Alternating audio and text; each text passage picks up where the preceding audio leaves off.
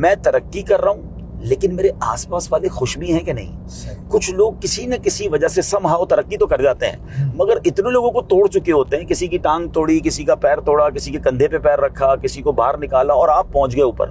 تو یہ پائیدار ترقی نہیں ہے. سارے لوگ آپ سے ناراض ہیں اور اللہ نہ کرے جب آپ پھر نیچے آئے تو کوئی ہاتھ پکڑنے والا بھی نہیں ہوگا. ترقی یہ ہے کہ آپ ہاتھ پکڑ کے آگے بڑھ رہے ہیں اور آپ کسی اسٹیج پر پہنچے تو آپ یہ دیکھیں کہ آپ کے ساتھ 4 لوگ اور بھی ترقی کیا کہ نہیں. یعنی میرے ساتھ جنہوں نے کام شروع کیا تھا وہ بھی اوپر گئے کہ نہیں. یعنی میرے اگر 10 گریڈ بڑھے تو ان کے 5 بڑھے کہ نہیں. اور مجھے لگ رہا ہے میں اکیلا 10ویں میں پہنچ گیا, نیچے والے ساتھی سارے سب چھوڑ گئے. تو دس از ناٹ ترقی, یہ آپ کو برباد کر دے گی اور پھر آپ کسی اور میدان میں ترقی نہیں کر سکیں گے. ہم نے تو امیر اہل سنت سے, دعوت اسلامی سے یہی سیکھا اپنے بڑوں سے کہ آپ دوسروں کو آگے بڑھائیں, آپ کو آگے بڑھنے سے کوئی نہیں روک سکتا. اور یہی فارمولا اگر کمپنیز میں ہو جائے, یہی فارمولا فیملی میں ہو جائے. والد بعض اوقات بچوں کو انکریج نہیں کر رہے ہوتے, بھائی کو انکریج نہیں کر رہا ہوتا, وہ چاہ رہا ہوتا ہے میں ہی ترقی کر جاؤں. وہ ترقی نہیں ہوتی ہے. جب پوری فیملی گرو کرتی ہے نا تو آپ دیکھیں سب خوشحال ہو جاتے ہیں اور سب کو برکتیں ملتی ہیں. میں نے تو یہاں تک دیکھا اسد بھائی, اور الحمدللہ ہمارا بھی انداز ہے بزنس میں, ہم نے اپنے والد صاحب سے سیکھا تھا کہ اپنے امپلائیز کو بھی ترقی دو. یعنی اپنے امپلائیز کی ترقی میں, ان کی سیلری میں, ان کی کمائی میں تکلیف نہیں ہونی چاہیے. اگر وہ کسی جگہ پر کوئی اچھا کر رہا ہے, اگر مثال کے طور پہ کوئی ہمارے پاس جاب کر رہا ہے اور اس کو اچھی آفر آ گئی, اس کو جانے دیں. وہ چاہتا ہے میں اپنا بزنس کروں, اس کو تھوڑا اور سپورٹ خوشی سے جانے دیں. اس کو وہ نہ کہیں کہ ہم تم کیسے جا رہے ہو. اچھا پھر اگر پاسبل ہے تو اپنی کمپنی میں اپنے کچھ اچھے امپلائیز کو پارٹنر بنا لیں. تو اب دیکھیں میں نے ایک چیز سیکھی ہے. ہاں میں الحمدللہ ہمارے ٹریول میں ایسا ہم کرتے ہیں. میں اس کی وجہ بتاتا ہوں. دیکھیں 2 چیزیں ہوتی ہیں, امپلائی ہوتا ہے, پارٹنر ہوتا ہے. جب امپلائی کو یہ پتا چل گیا نا کہ اس کمپنی کی ترقی میں میرا بھی بھلا ہے تو اب آپ سوئے ہوئے ہوں گے, وہ کام کر رہا ہوگا, وہ آپ کو جگا کے رکھے, اور یہ کریں. اچھا اس سے فائدہ کیا ہوگا, جیسے ہم جیسے لوگ ہیں, مجھے کئی لوگ ملتے ہیں, چلے یہ ایک فارمولا کام آئے گا کہ جو لوگ چاہتے ہیں کہ اپنے کمائے ہوئے پیسے سے انجوائے کریں.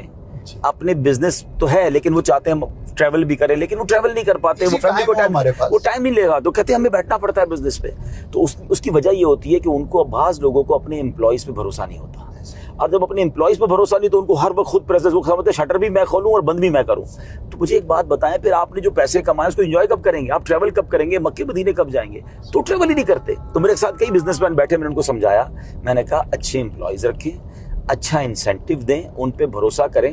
100 کی جگہ ہو سکتا ہے آپ 70 کمائیں گے, مگر وہ 30 آپ نے نہیں کمائے نا, اس 30 روپے میں آپ نے اپنی زندگی لے لی اپنے ہاتھ میں. اب آپ انجوائے کریں, اب آپ فون پر ہیں, اب آپ واٹس ایپ پر ہیں اور ساری دنیا ٹریول کریں, بزنس آپ کے لوگ کریں گے.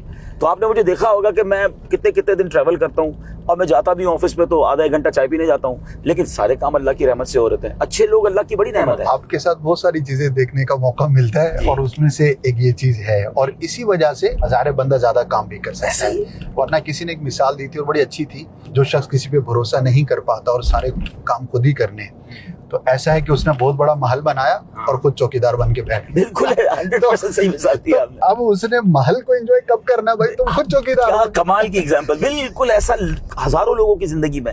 میں نام نہیں لیتا شہر کا ورنہ لوگ پہچان جائیں گے. ہمارے ایک دوست ہیں, ان کا جنرل اسٹور ہے. اچھا اسد بھائی ماشاءاللہ کروڑ پتی ہے, اور میں جب بھی جاؤں نا رات کو 2-3 بجے بھی تو ان کے جنرل اسٹور پر بیٹھے ہوں. اچھا مجھے بلاتے ہی رات کو 2 بجے تھے کہ آپ حضرت کبھی آئے نا چاہے, تو میں کہا گھر کب جاتے ہو؟ کہتے ہیں 4 بجے گھر جاتے ہیں اور صبح سے ایک بھائی آ جاتا ہے. پھر میں نے ایک بار ان کو بلا لیا, میں نے کہا مجھے آپ سے بات کرنی ہے. بال بھی سفید ہونے لگ گئے تھے. میں نے کہا ٹریول کتنا کیا؟ کہتے ٹریول کہاں سے کریں, کام ہی اتنا ہے. اچھا اتوار والے دن بھی کام ہے. اب یہ اسٹور والے کام جو ہوتے نا, میں نے کہا اللہ کے بندو اس لیے پیسے کمائے تھے. تو بولے پاسبل کیسے؟ پھر میں نے ان کو اپنی مثالیں دی. میں نے کہا اب تھوڑا سا پلان کریں. اچھا اب تو یہ باتیں تو میں اس وقت کرتا تھا جب یہ سسٹم کم آئے تھے, اب تو ٹیکنالوجی اتنی آ گئی ہے. اچھا اگر کسی کو لگ رہا ہوگا یہ عبدالحبیب بھائی کا فارمولا, ایسا نہیں ہے. دنیا کے سارے بڑے بزنس, کیا ملٹی نیشنل کمپنیوں کا CEO ہر برانچ پہ جا کے کھڑا ہوتا ہے. 500 آؤٹ لیٹس کھل گئے فوڈ جو ہے وہ چینز کے, تو کون مالک کون ہے پتہ ہی نہیں ہے. سارا سسٹم چلا رہا ہے. تو یار اس پر خرچہ کریں اور اپنے آپ کو ایزی کریں, اور پھر وہ چوکیداری سے نکلیں اور اس محل کے اندر جائیں جو اللہ نے نعمتیں دی ہیں, اس کو انجوائے کریں.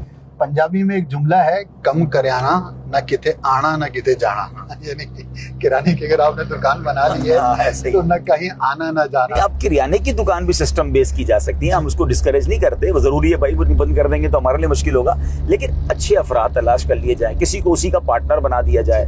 اچھا اس میں 2 فائدے ہیں. صرف انجوائے کرنے کے لیے نہیں ہوتا. اگر آپ بزنس انہینس کرنا چاہتے ہیں, ایک ملٹی ٹاسکنگ والی بات آ گئی, آپ چاہتے ہیں کہ آپ کے 3 کاروبار ہو جائیں, آپ چاہتے ہیں کہ آپ 3 کام, دینی کام کر لیں یا دنیاوی کام کر لیں, تو اس کے لیے اپنی پریزنس کم اور ٹیکنالوجی اور سسٹم اور بھروسہ زیادہ رہنا پڑے گا.